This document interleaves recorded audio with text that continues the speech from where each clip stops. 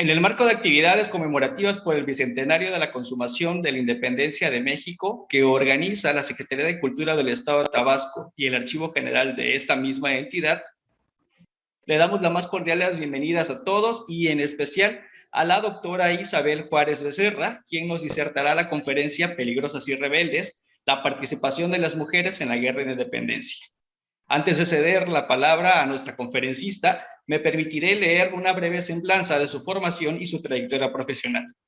Isabel Juárez Becerra es doctora en Historia por el Centro de Estudios Históricos del Colegio de Michoacán, además de ser fundadora de la Red de Estudios sobre Espacios Carcelarios y cofundadora de la Red Iberoamericana de Historiadores, así como lo de la Red Las Otras Historias, Marginalidad, Transgresión, Justicia y Control Social en México. Ha participado en diversos proyectos de investigación sobre mujeres y violencia de género en el Centro de Estudios de Género de la Universidad de Guadalajara. En CIESAS Occidente colaboró en la clasificación y catalogación de la colección documental María Guadalupe Ursúa Flores, bajo la dirección de la doctora María Teresa Fernández Aceves. Además, en el Centro Cultural LAM, con el INGLU, que investigó acerca de los exvotos. Actualmente colabora en la creación de la plataforma digital de fuentes para la historia económica mexicana, que se realiza de manera interinstitucional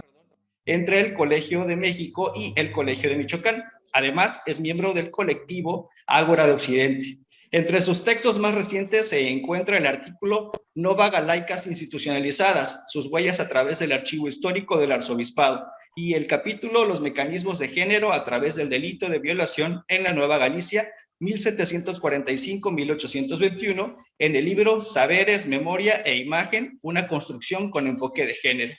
Sus principales líneas de investigación son la historia de las mujeres y de las instituciones femeninas en la Nueva Galicia y el México del siglo XIX. Su investigación doctoral se enfocó en el estudio de la Casa de Recogidas de Guadalajara, a partir de que se ideó en 1745 y hasta que se integró al complejo edilicio de la penitenciaría de Escobedo en 1871. Bienvenida nuevamente, doctora Isabel. El uso de la voz es completamente suyo. Adelante con la conferencia del día de hoy.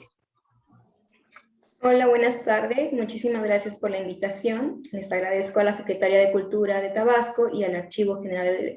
del Estado por esta amable invitación, y también les felicito por esta iniciativa, por estas actividades culturales muy acertadas para los festejos septembrinos. Y bueno, en especial también me gustaría extender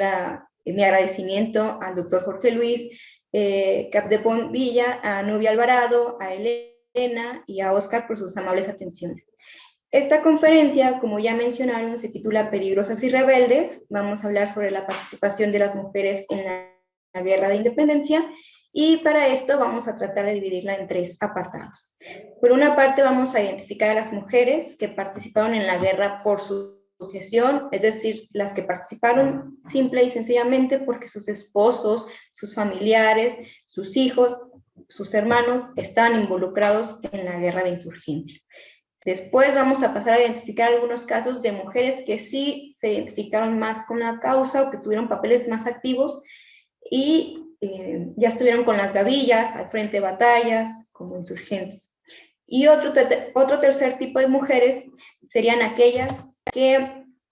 no participaron de manera tal cual real o efectiva, sino que simplemente por levantar sospechas, por parecer peligrosas, por estar solas incluso, solamente por no tener una figura de un hombre a un lado, pues fueron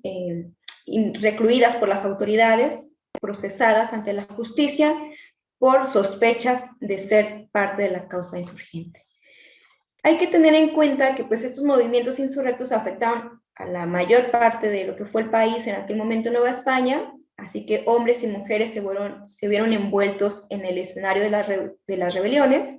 que se desataron en 1810, aunque sí se tiene identificado mayor movimiento en la parte centro del país y occidente. Las regiones típicas son Michoacán, Guanajuato y como esos principales focos. Hombres y mujeres, unos y otros, pues tomaban partido, ya fuera por el bando del rey o por el partido enemigo, que sería la causa insurgente. no faltaron también pues las circunstancias que fueron obligando a estos hombres y mujeres a definirse por un bando a favor, participar con alguna de las facciones o tratar de mantener su postura, alejarse de sus movimientos. Pero bueno, al final los rebeldes iban transitando por todo el país y había que tomar algún partido. Es difícil hablar de convicciones personales porque hay pocos testimonios de mujeres que así lo hablen, de una convicción personal, de querer asumirse dentro de las filas. Y hay más bien muchas pistas o muchas huellas que parece ser que pues el contexto los iba orillando, los iba estrechando a favorecer o a participar con uno de los bandos. El movimiento insurrecto, pues en estas regiones de Guanajuato y Michoacán, sobre todo, pues tuvo amplia aceptación y eso se tradujo entonces pues con mayores movimientos hacia la causa, mayores grupos que participaron en esas causas. Y aún así, en términos generales, pues estos estudios se han enfocado en rescatar más la historia de los hombres, estas gavillas, estos rebeldes, cómo se iban formando, dónde incursionaron, cuáles eran los principales capitales, dónde eran los principales brotes de estos insurrectos, pero todavía falta mucho que estudiar acerca de las participaciones de las mujeres, dónde estuvieron, a qué gavillas pertenecieron, cuáles eran sus papeles dentro de estas gavillas, qué relación tenían con los principales insurgentes, tanto regionales como ya en la escena nacional. Vamos a ir viendo también cómo algunos de estos focos de gavillas, pues donde se van suscitando casos muy especiales o que resaltan por sus características dentro de la escena nacional las formas de aprender o de castigar a las mujeres. Las estrategias que se implementaron obviamente por parte de las autoridades del rey pues eran resolutivas en todos los territorios porque querían pues disminuir el número de sediciosos. Entonces respondían con medidas enérgicas de represión, de disolución ejemplares y pues también en algunas ocasiones con la final de disuadir estas participaciones, pues también mostraban su indulgencia al conceder indultos a estos participantes. Pero podemos distinguir también un poco esta relación de las autoridades hacia los hombres y mujeres que participaron, porque a la mayoría de los hombres se les pasaba por las armas, por la pena capital, justamente para acabar de manera más pronta y definitiva contra estos insurrectos. En cambio, los casos en que las mujeres fueron llevadas así a la pena capital, pues fueron menos. Ellas generalmente se les recluía en instituciones pues, propiamente de castigo para también tratar de mitigar su inserción en estas filas insurgentes. Podemos ver casos de mujeres más icónicas, insurgentes. Podría ser, por ejemplo, Leona Vicario, que ella fue procesada, creo que es de las que más se conoce, y sobre todo estos años, que fueron años de Leona Vicario también, pues ha despertado más estudios sobre el tema. Hay una novela histórica también muy recomendable de la doctora Celia del Palacio. Pero bueno, Leona Vicario fue procesada en Ciudad de México en 1813, y ella, que está relacionado con Luis Quintana Roo, tuvieron una relación muy cercana, pero ella sí se decantaba como parte de este movimiento insurgente. Ella,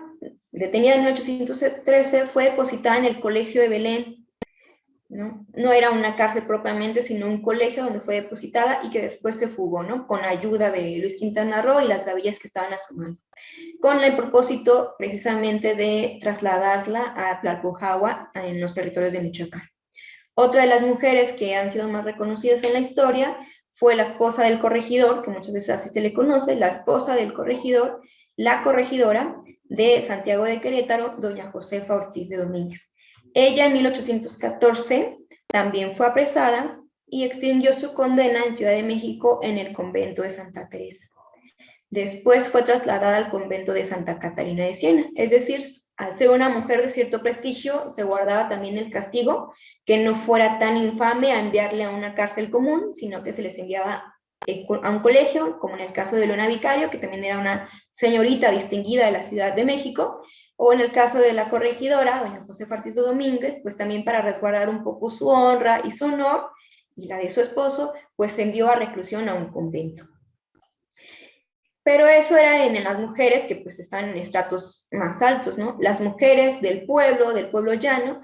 eran enviadas a cárceles o las denominadas casas de recogidas, que eran espacios de máxima reclusión y por tanto pues de máximo castigo en aquellos momentos. Y sobre todo pues en atención a su sexo, pues se les da como este trato de no pasarlas a la pena capital, aunque sí recibían a veces castigos de vergüenza pública, como azotes en las plazas principales de los pueblos, pues para escarmiento de los demás, y los casos pues trágicos que se reconocen donde hubo pena capital, fue por ejemplo el de Gertrudis Bocanegra en 1817, una heroína de Pátzcuaro, que fue fusilada por las tropas realistas. Pero bueno, en estos tiempos de guerra, de persecución, pues estos castigos eran los que se pensaban adecuados o necesarios para mitigar la insurrección que ya estaba desbordándose. Y con el transcurrir de los años, entre más avanzaba la insurrección, pues más ejemplares se volvían los castigos. Y también más se ampliaba la participación de hombres o de mujeres. Vamos a ver algunos de estos casos. Hubo sí mujeres que se adentraron de lleno a la insurgencia. En Jalisco se podría identificar a Rita Pérez de Moreno también, que estuvo participando al lado de su esposo, Pedro Moreno, que también fue encarcelada, llevada a las casas de recogidas de Guanajuato, porque también esa fue otra medida. Se encarcelaba a las mujeres en algún punto y se les llevaba a encarcelar a otro distante con la finalidad de que después no se ocasionaran motines si las dejaban en su mismo localidad de donde eran pues vecinas, ¿no? Donde eran más fáciles reconocidas, y era más fácil movilizar a los vecinos, a los insurrectos, para que fueran a amotinar la cárcel y rescatarlas. Entonces, una medida que se adoptó por las autoridades, pues fue encarcelarlas en lugares muy lejanos, donde no se les pudiera prestar alguna ayuda, donde no se les pudiera rescatar o extraer de las cárceles. En los primeros años de la insurrección, pues tanto para las tropas realistas como para las tropas insurgentes, pues la participación de las mujeres no era deseable, ni siquiera era algo concebible. Tanto Miguel Hidalgo como los altos capitanes del bando del rey, pues prohibían ver a las mujeres dentro de las huestes, porque consideraban que era algo pues indecoroso y era nocivo para las mismas tropas porque las distraían, ¿no? Y estos argumentos pues están por parte de los dos, de las dos facciones, los insurrectos o los realistas no permitían o prohibían por lo menos esta presencia de las mujeres dentro de las tropas, por lo que eso significaba tanto para la distracción de los soldados como era algo indecoroso para las mismas mujeres. Y así que verlas dentro de estas participaciones pues también era motivo de sanción o de castigo, y era una forma pues de evitar que se fueran sumando, aunque sí lo hicieron, ¿no? Algunos de los casos de mujeres que se unieron a estos frentes y que se reconoce como una participación muy activa, fue por ejemplo doña Guadalupe Alvarado, que ella se unió también con su marido era médico. Ellos estuvieron participando en la batalla del Puente Calderón, ayudando al bando insurrecto, pues justamente en la atención a todos los heridos, a todos los soldados, y en el que Guadalupe Alvarado pues funcionaba de cierta manera como ayudante de su marido médico, como enfermera. Para esto, doña Guadalupe Alvarado tuvo que vestirse de hombre para poder montar a caballo, que también era algo que no era usual en la época, usar vaqueros para poder estar entre las huestes. Ya una vez que terminó la batalla del Puente Calderón, donde ya después fueron remitidos presos hacia Guadalajara, y ya gracias a su declaración podemos conocer como este tipo de participaciones de doña Guadalupe Alvarado, que menciona pues que precisamente había usado ropa de su marido para poder montar a caballo, para no ser reconocida por los demás, y también mencionaba que al final de cuentas, pues se había visto obligada a seguir a los insurrectos por el temor de que le fueran a hacer algo a ella o a su esposo. Así que solicitaron el indulto para que no fueran castigados y se les concedió tanto a ella como a su esposo. En 1811 tenemos otro caso de María de Jesús Martínez, una joven de 24 años, vecina de Santa María de los Lagos, en la parte norte del actual estado de Jalisco, en lo que se considera la región Altos. Ella fue procesada también porque se incorporó a una gavilla, a la gavilla de Ignacio Sandoval, que se reconocía que azotaba toda la región en aquel momento de lo que sería actualmente Jalisco, Colima, parte de Michoacán, es decir, tenía un amplio margen de acción Ignacio Sandoval, y a María de Jesús Martínez se le conocía con el título de la generala. Pero más que por su participación tan activa, era porque era, pues, más bien esposa o pareja de Ignacio Sandoval, que sí era un reconocido gavillero de la zona con amplio alcance. Esta acusación de generala, pues sí se enfocó mucho, cuando fue detenida y procesada, se enfocó mucho en que en realidad sí había tenido una participación fuerte, que era generala, que tenía gavillas a su mando, pero al final esta acusación no se logró comprobar, y sí en el transcurso de las investigaciones y las averiguaciones, pues se iba comprobando más el vínculo que tenía con Ignacio Sandoval, la relación ilícita con ese insurgente, cómo había participado o había estado al lado de él en la toma de Colima, y por su participación, que era efectiva, aunque siempre con la duda si efectivamente tenía un puesto pues más de poder de decisión o como generala, pero pues sí se le castigó, se le envió a reclusión también, y ahí permaneció bastante tiempo hasta que Ignacio Sandoval fue también después retenido y pasado pues por las armas del rey, y ya cuando él falleció, pues se consideró que ya no había peligro de que esta mujer siguieran estas tropas insurgentes, ¿no? Entonces se le permite salir libre, pero manteniendo cierta custodia en casa de sus padres, y no tenía que abandonar, por ejemplo, la ciudad de Guadalajara. Esto porque se reconocía, pues, que conocía a otros gavilleros y que podía sumarse a este movimiento por segunda ocasión.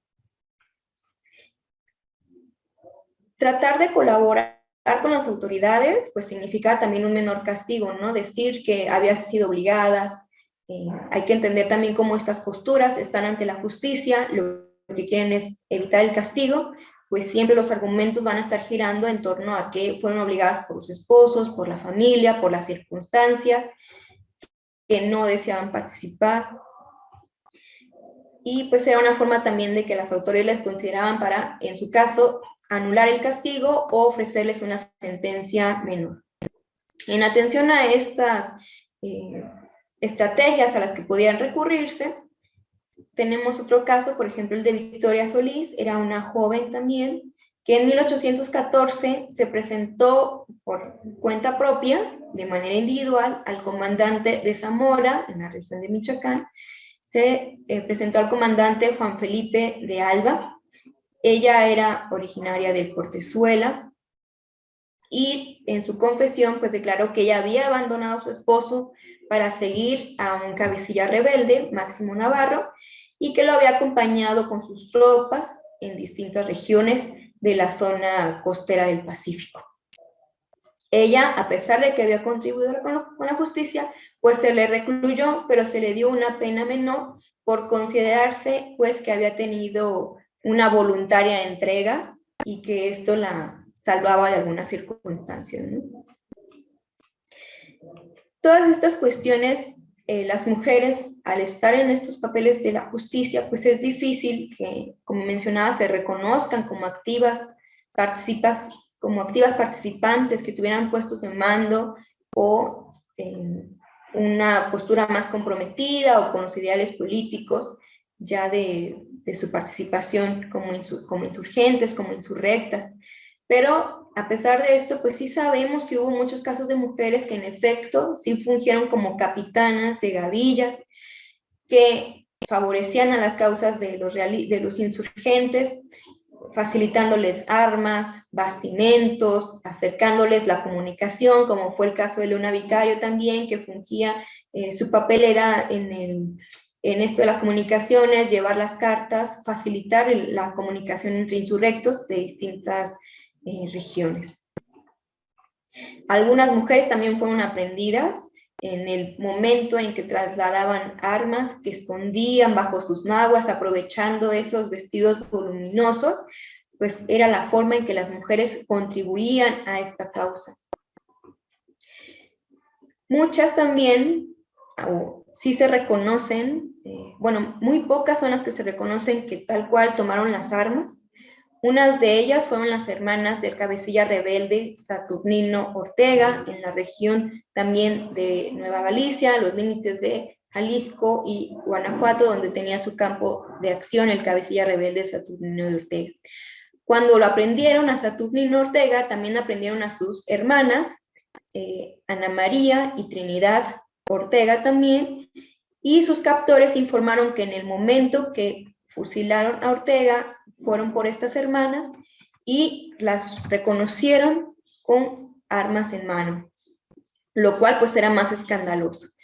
Así que también estas mujeres fueron aprendidas. No se pensó en ese momento fusilarlas, por lo mismo que estaban en una posición de defensa con armas en mano, pero en consideración a que eran mujeres, pues se les llevó solamente a reclusión. Y ahí permanecieron también por bastante tiempo, por el temor a que una vez afuera, pues se volvieran a integrar con los insurrectos. Las sentencias llegaban a decir que no tenían tiempo establecido, sino que solamente indicaban que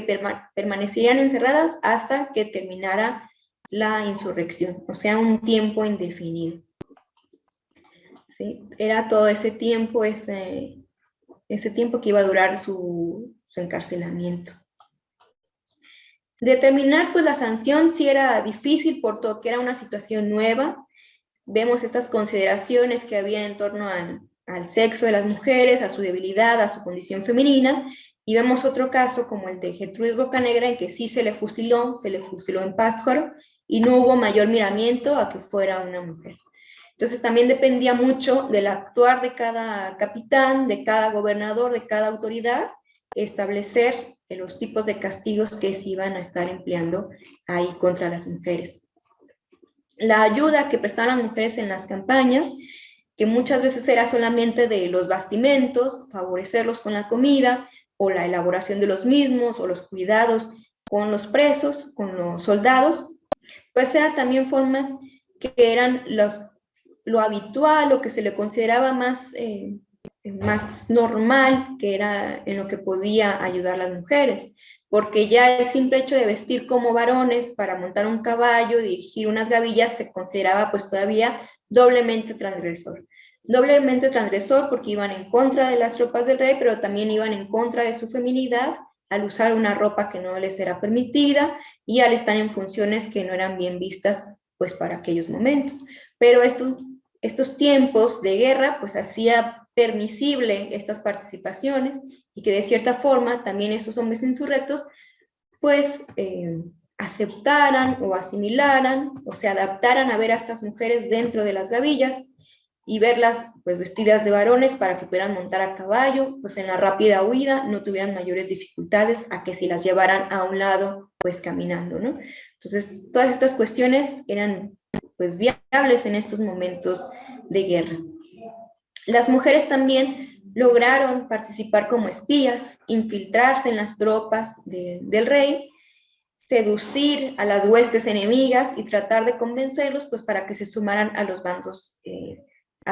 insurrectos, y esas también fueron muchas de las causas por las que se aprendió a las mujeres,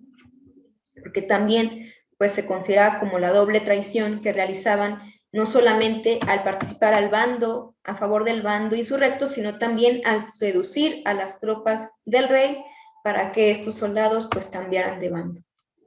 En esos casos también recibían sentencias severas como la vergüenza pública en las plazas principales.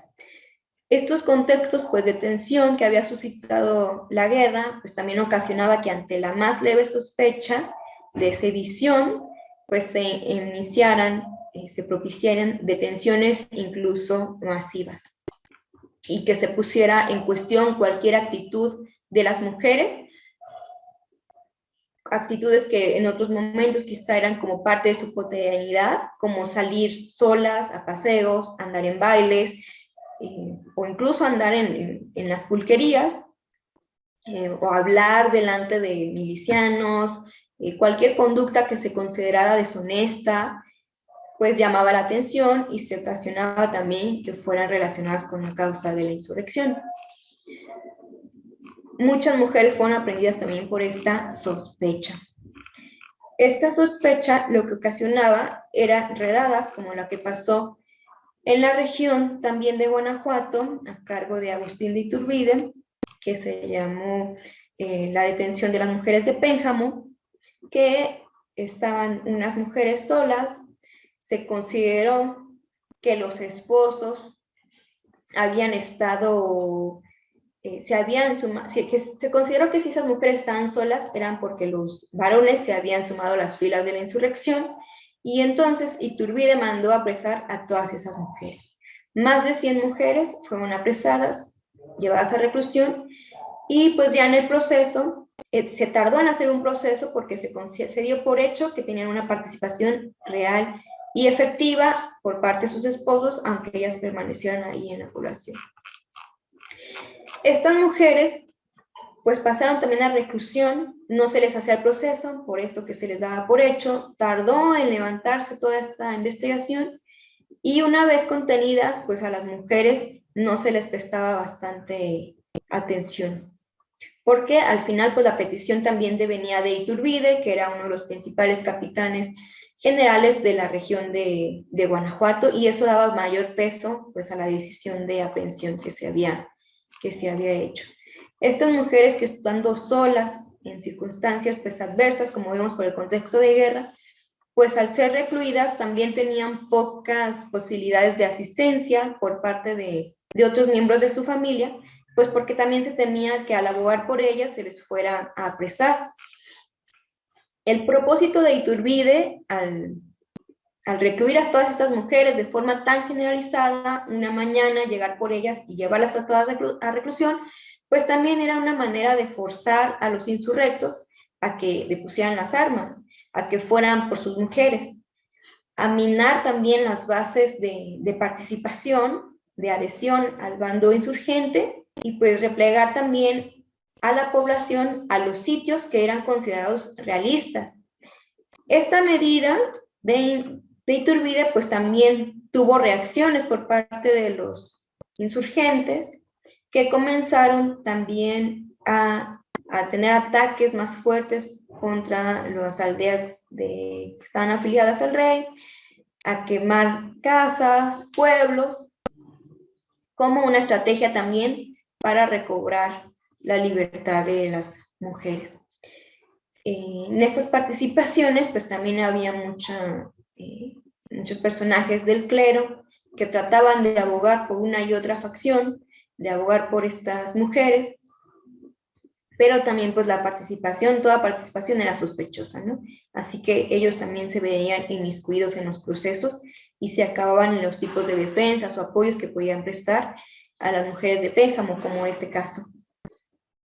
Esto obligó a que en efecto pues se polarizaran más las ciudades, las villas, se establecieran fortificaciones para identificar claramente cuáles eran las villas que estaban a favor de los bandos realistas y cuáles eran las insurrectas. Y claro, al tener los focos más identificados, pues más se quemaban haciendas, se quemaban ranchos, se irrumpían en las ciudades, pues ya se tenían identificados los blancos que se iban a atacar. Esto mismo de las presas de Pénjamo sucedió también en las regiones de Nueva Galicia, cerca de Cañada de los Negros, donde también un grupo de mujeres estaban solas y una mañana fueron aprehendidas también por la tropa del rey por orden del capitán Pedro Celestino Negrete. En ese momento, era 1816, Cañada de los Negros, había mucha participación insurrecta y estas mujeres estaban. Así que de la misma manera que en Pénjamo, se consideró que era muy sospechoso que estuvieran solas tantas mujeres en el pueblo y que si estaban solas, pues era porque sus maridos estaban en el bando de los insurrectos. Así que Celestino Negrete mandó a apresarlas. Una mañana también las llevó a reclusión con sus hijos, con las personas mayores que estaban a sus cuidados, realmente mujeres también, sus madres, las abuelas, a todas se las llevó. Y ya en las acusaciones se mencionaba pues esto, que favorecían a las tropas del rey con sus maridos, pero también que tenían bastantes bastimentos que podían ser utilizados por las tropas enemigas. Se consideró ya al final en la sentencia que en efecto no tenían una participación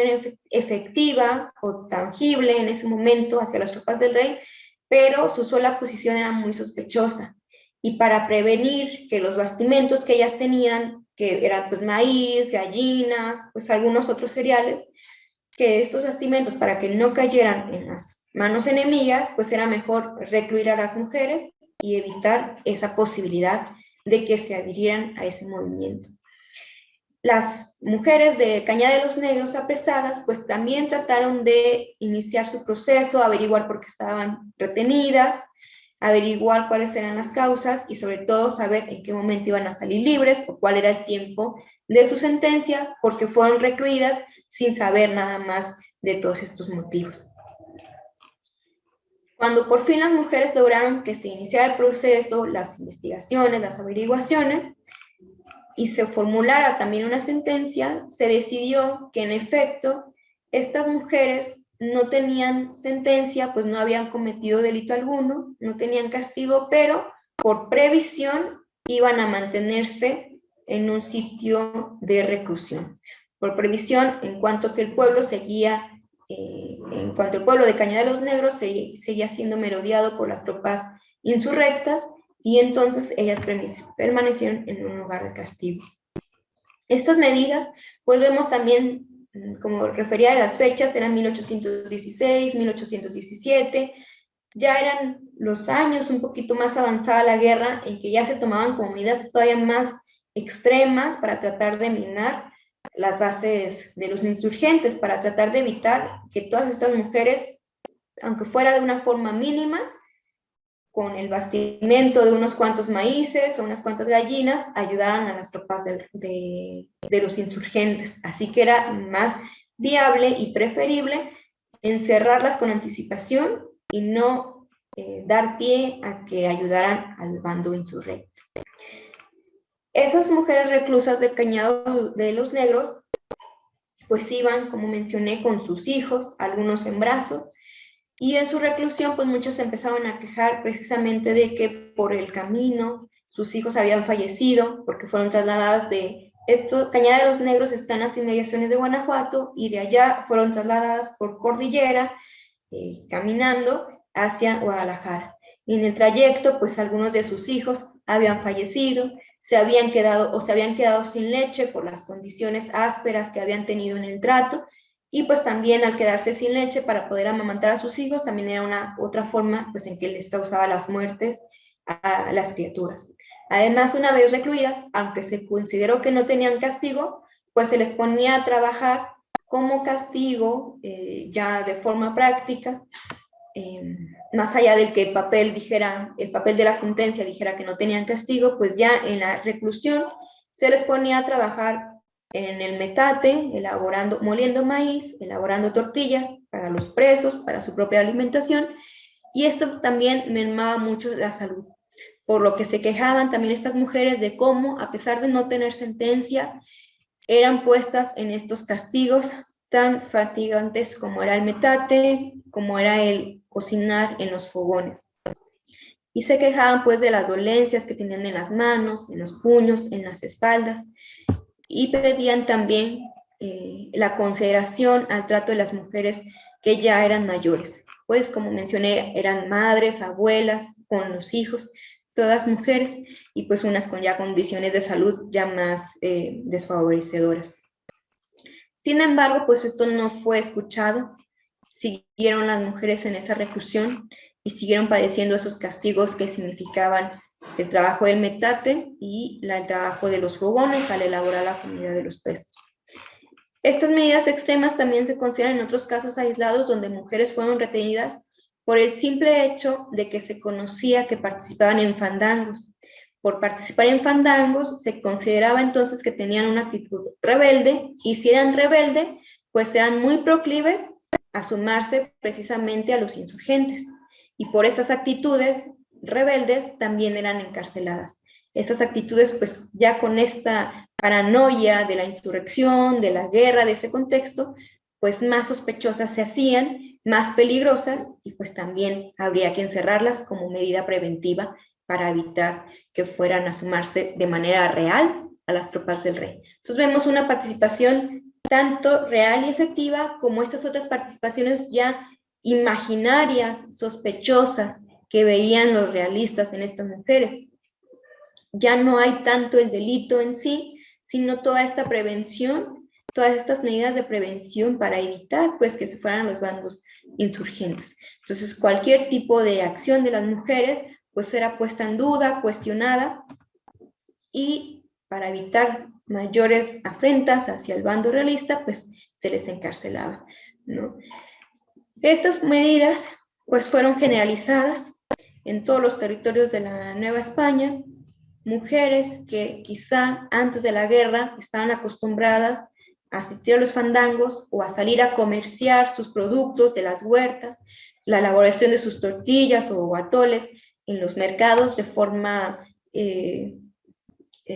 solitaria, individual, que era una actividad muy común, el mercadeo y la elaboración de estos productos, como las tortillas o el atole. Pues ya después en estos contextos de guerra pues se veía bastante sospechoso, y incluso pues algunas de ellas sin conocer a quién vendían sus productos, pues a veces en efecto se los vendían a insurrectos, y pues ya los otros vecinos que se dan cuenta pues no dudaba la acusación, ¿no? Entonces todas estas actividades ya habría que, pues nos muestra también cómo se trastocó la vida cotidiana de maneras muy amplias en esos momentos de guerra, porque ya las actividades que se consideraban tan naturales como esta venta al mercadeo, pues ya eran puestas en tela de juicio, en tela de duda, de que de alguna manera pues era sospechoso que estuvieran solas en los mercados, o que ellas, a sabiendas o no, vendieran sus productos a uno u otro bando, ¿no? Porque también los bandos insurrectos pues estaban al pendiente de a quién favorecía a la población. Ellos mismos hacían también ciertas medidas de represión cuando llegan a las ciudades para procurar que se adhirieran también a los partidos insurrectos, ¿no? Todos estos discursos y estrategias que emplearon las implicadas también en los procesos judiciales, de tratar de mostrar cómo las circunstancias eran las que las habían puesto en esa situación, como estas mujeres de Cañada de los Negros, que decían pues no tenían la culpa de estar solas, y algunas, otras que fueron detenidas por ejemplo, estar en los fandangos, por vender en el mercado a personas que no conocían, bastimentos, que no conocían pues que están en el bando insurrecto, o algún otro caso que estaba, que vivía en el camino con su familia, y pues a la mitad del camino era paso obligado tanto de las tropas del rey como de las tropas insurgentes, pues uno y otro bando se detenía a la única casa que veían en todo el camino, pues a procurar algún bastimento, y también eran aprendidas, ¿no? Cuando llegaba el momento. Pues todas las mujeres pues trataban de explicar en los procesos estas circunstancias propias de la guerra. Y las autoridades, por su parte, pues trataban de indagar cualquier indicio que revelara esa actitud rebelde, sediciosa o insurrecta, pues para tratar de cumplir el castigo. Ya no era solamente la participación, sino cualquier mínima sospecha, cualquier actitud que se prestara a relacionarlos con los insurrectos era motivo suficiente para la encarcelación, el castigo y la sanción de estas mujeres.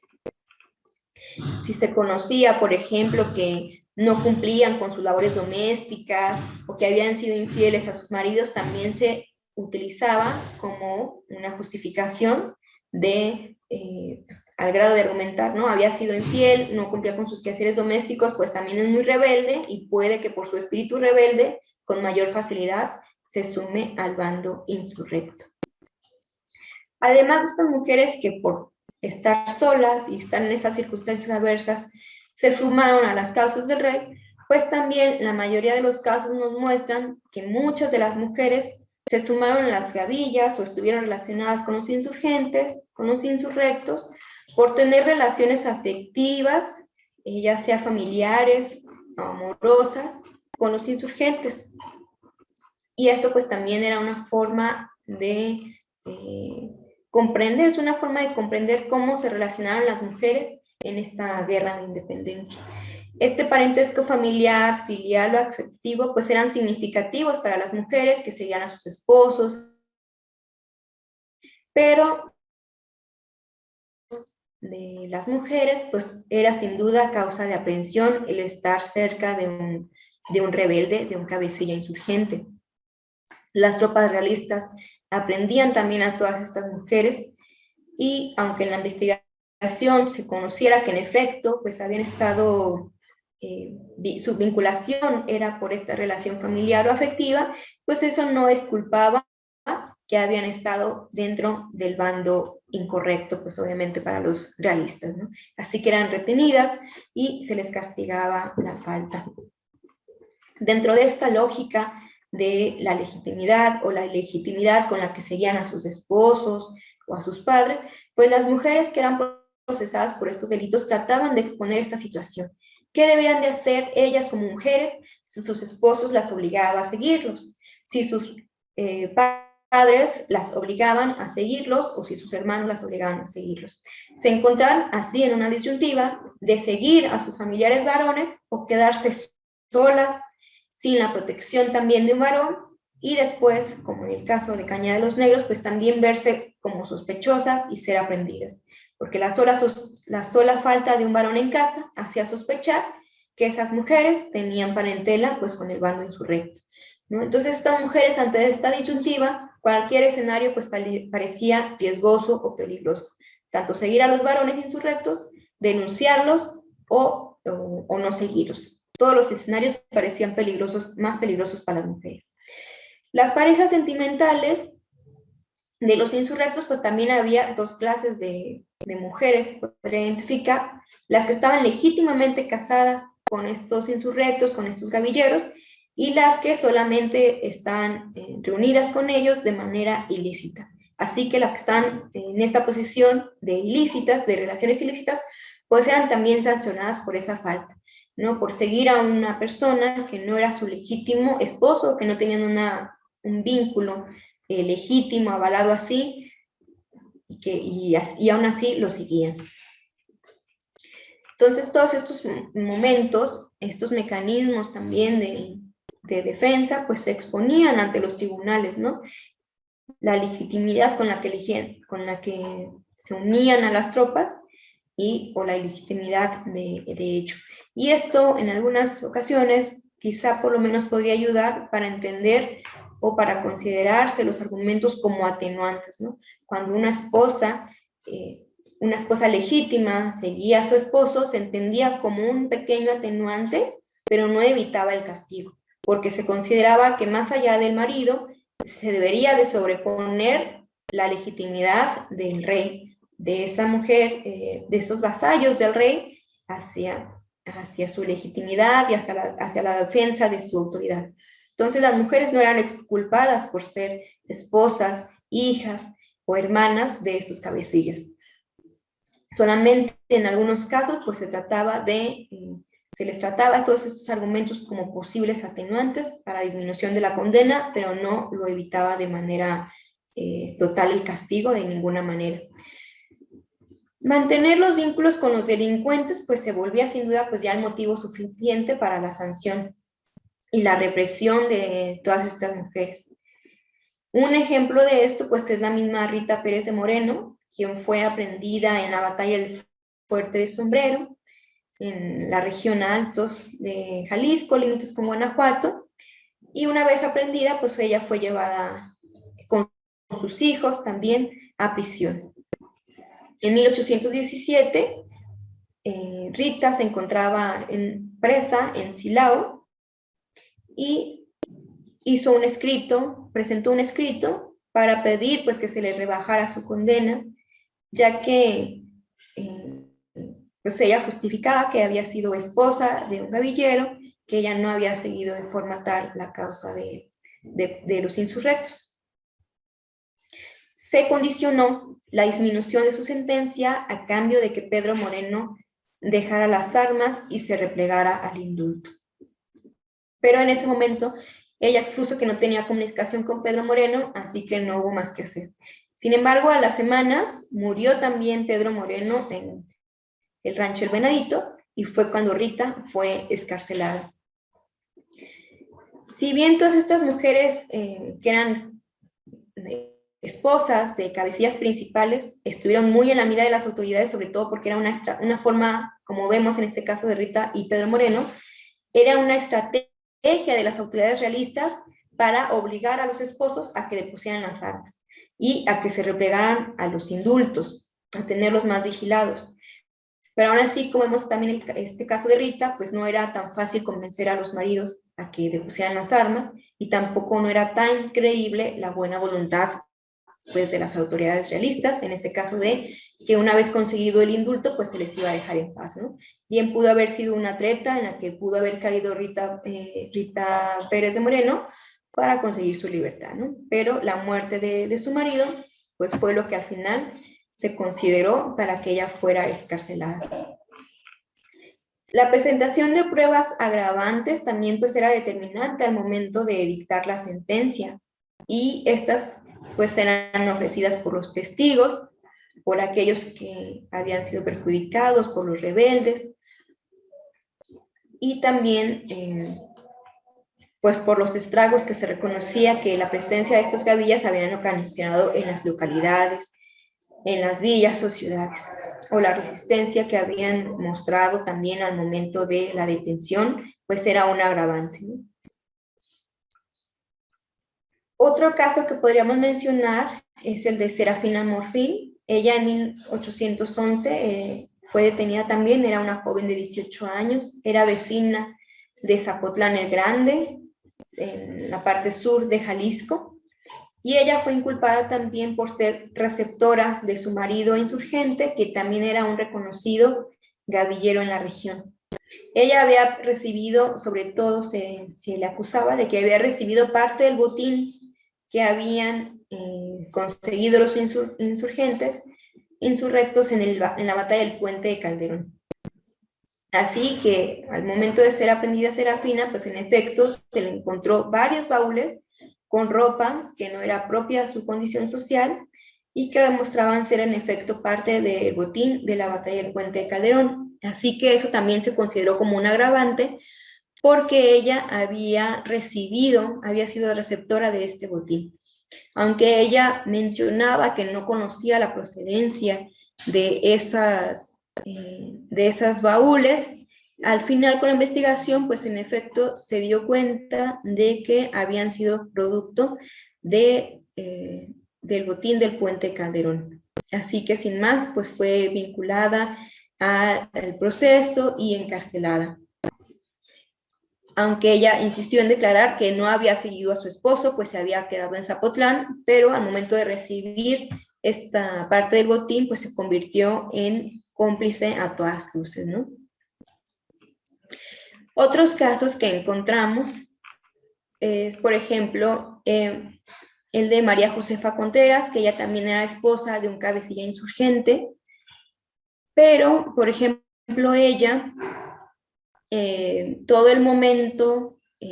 al momento de ser detenida y procesada, presentó diferentes testigos, entre ellos curas, vecinos de las ciudades por donde anduvo, en la parte sur del actual estado de Jalisco y Colima, vecinos que mostraban cómo ella siempre se mostró en contra de las acciones de su esposo y cómo incluso abogaba ante su esposo para que no fusilara a los realistas, para que no los aprendiera, les procuraba la libertad cuando eran así apresados. Conseguía pues ante sus ruegos, sus súplicas, incluso mencionaba hincándosele de rodillas para que no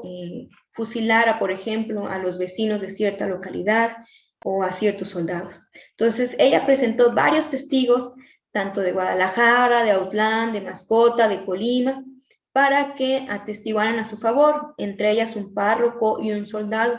Esto sirvió como atenuantes, pues para que se considerara que en efecto ella no había seguido las causas de la insurrección, no por propia voluntad, sino pues obligada por su marido. Aún así, pues se le consideró estas atenuantes, pero fue llevada a reclusión, a una reclusión muy estrecha, por el papel que había tenido también su esposo como un principal cabecilla dentro de la región. Entonces todo esto pues no se dejaba de lado, ¿no? Y como mencionaba también, pues al final era una medida de que los esposos se vieran obligados a deponer las armas y a replegarse al indulto. Con el tiempo, el esposo de Contreras pues también falleció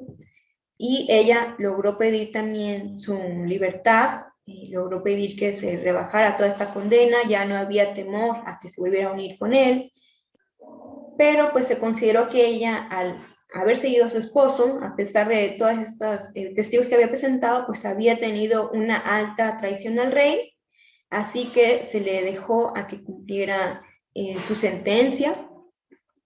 y hasta muchos años después de la muerte de su esposo, se le permitió salir, pero siempre bajo la custodia de algún familiar que pues se responsabilizara de ella, perdón. Pues siempre y cuando fueran también varones que se comprometieran a su cuidado y a que no saldrían de la ciudad.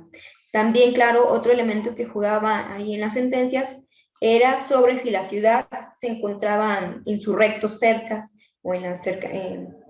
villas aledañas tal vez. Eran otros elementos que se consideraba para decidir si se le disminuía la condena a las mujeres o si se les dejaba en libertad o se les mandaba en lugares más distantes a reclusión, ¿no? Pues justamente si se les dejaba salir en un momento en el que había todavía bastantes gavillas cercas, pues se corría el riesgo a que se volvieran a integrar a esos cuerpos insurrectos. Todos estos casos, como vemos, nos muestran que la participación de las mujeres fue diversa,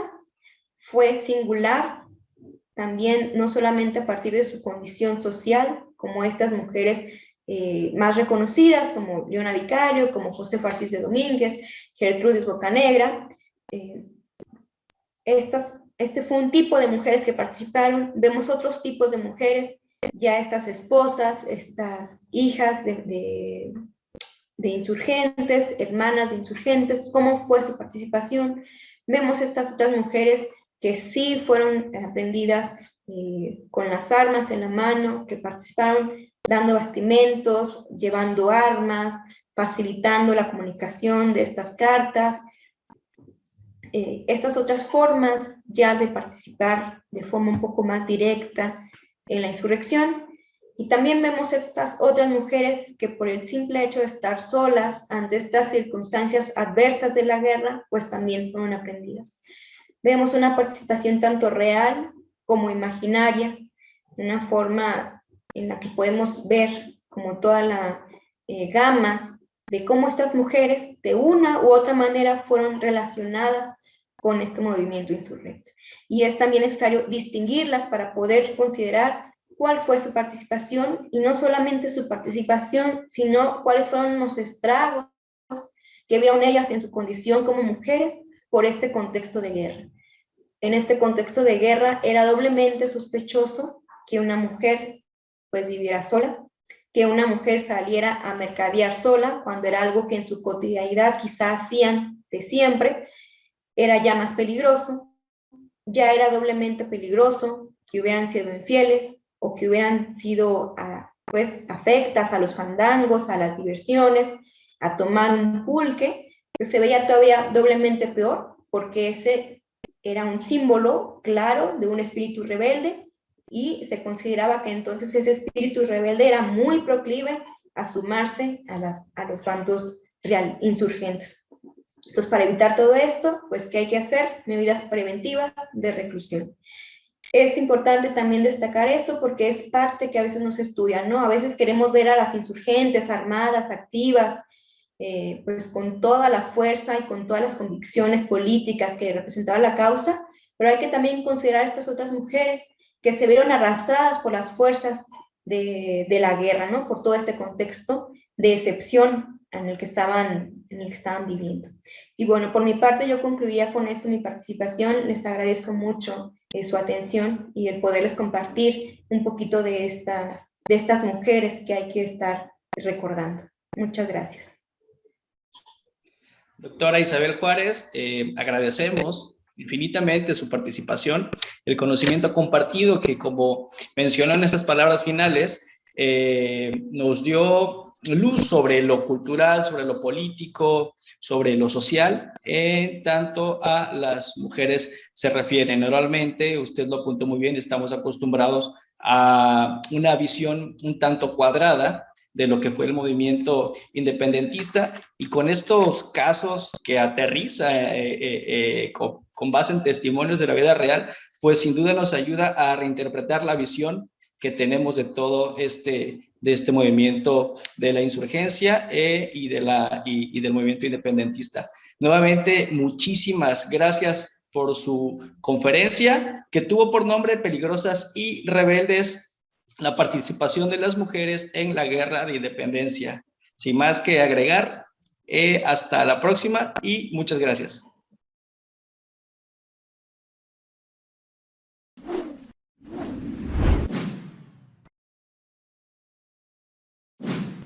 Gobierno de México.